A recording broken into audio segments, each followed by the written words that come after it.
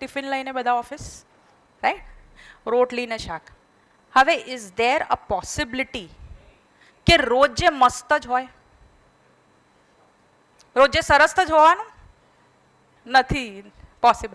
Self experience હે ને, કોકવાર શાકમાં મીઠું વધારે, કોકવાર રોટલી કાચી, થાય ને possible. Two air is human. માણસ માત્ર ભૂલને પાત્ર, એટલે આ વસ્તુ થવાની જ છે, આપણને ખબર જ છે આ વસ્તુ થવાની છે. પણ એ દિવસે જ મારું અપ્રેઝલ હતું અને હું પરફોર્મ કરી શક્યો નહીં. મને ઓછું ઇન્ક્રીમેન્ટ મળ્યું એના કારણે, કાં તો મારું પ્રમોશન અટકી ગયું, રાઈટ? એ દિવસે જ મારા ઘરમાં પ્રસંગ હતો અને મારા ઇન્વેસ્ટમેન્ટે મને રિટર્ન આપ્યા નહીં. મેં સોનામાં નાખ્યા હતા, સોનાના ભાવ ઘટી ગયા, રાઈટ? કે વ્યાજ દર ઓછા થઈ ગયા, કે ઇક્વિટીમાં નાખ્યા હતા અને માર્કેટ પડી ગયું. પોસિબલ છે? Yes, that is possible. થઈ શકે, એવું થઈ શકે. But what if I have a Gujarati thali? હું જો મારા લંચમાં ગુજરાતી થાળી ખાતી હોઉં તો આજે શાક બરાબર નહોતું તો દાળ ભાત ખાઈ લીધા, હે ને? મીઠાઈ ખાઈ લીધી, અથાણા સાથે બી કામ ચાલી ગયું. આપણી પાસે તો ફરસાણનો ઓપ્શન હોય, હે ને?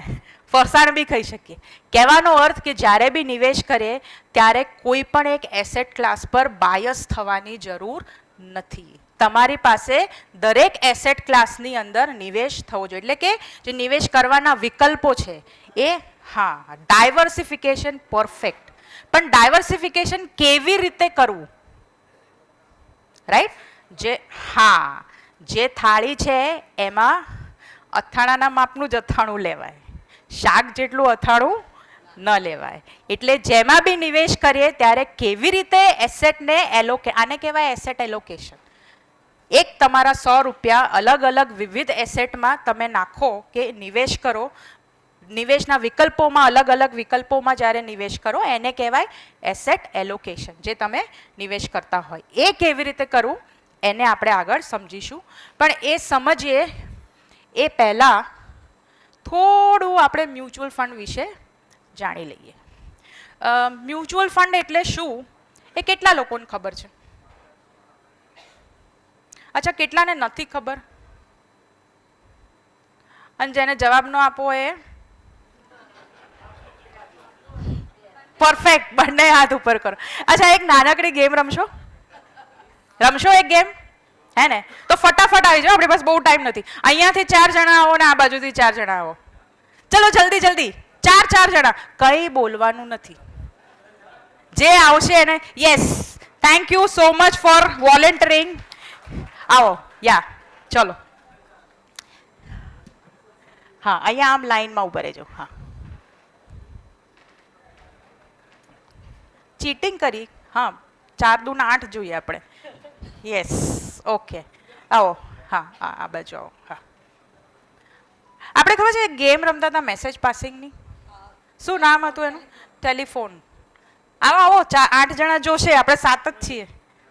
અચ્છા, ઓકે, સારું, ચલો. ટેલિફોન, એમાં શું કરતા હતા? મેસેજ પાસ ઓન, હે ને? પણ મેં શું કીધું? બોલવાનું નથી. એટલે શું કરવાનું? યસ, આપણે એક્ટ કરીને મેસેજ પાસ ઓન કરીશું. હવે આ લોકો તો ગેમ રમશે, તમે શું કરશો? તમે જોજો કે ચીટિંગ ન કરે એ લોકો, હે?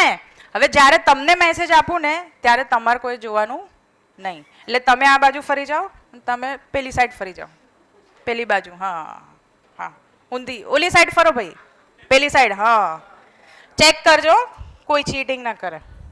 ઓકે,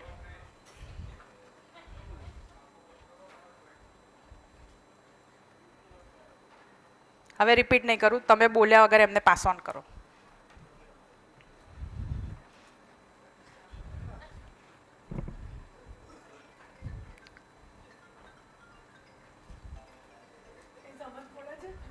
બોલવાનું નહીં, જે ખબર પડે આગળ પાસ ઓન. એક જ ચાન્સ મળશે, ચલો લાસ્ટ, ફટાફટ.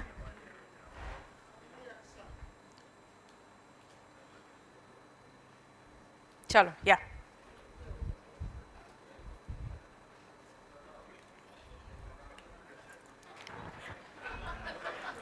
ચલો નેક્સ્ટ નેક્સ્ટ ભાઈ આમ ફરી જાઓ હા આ બાજુ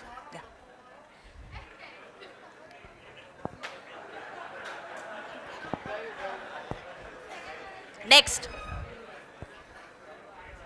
હા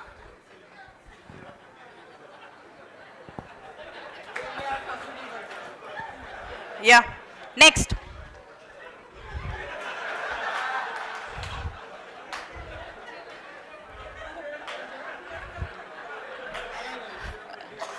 તમે સૌને સમજાવી દો તમે જે સમજ્યા એ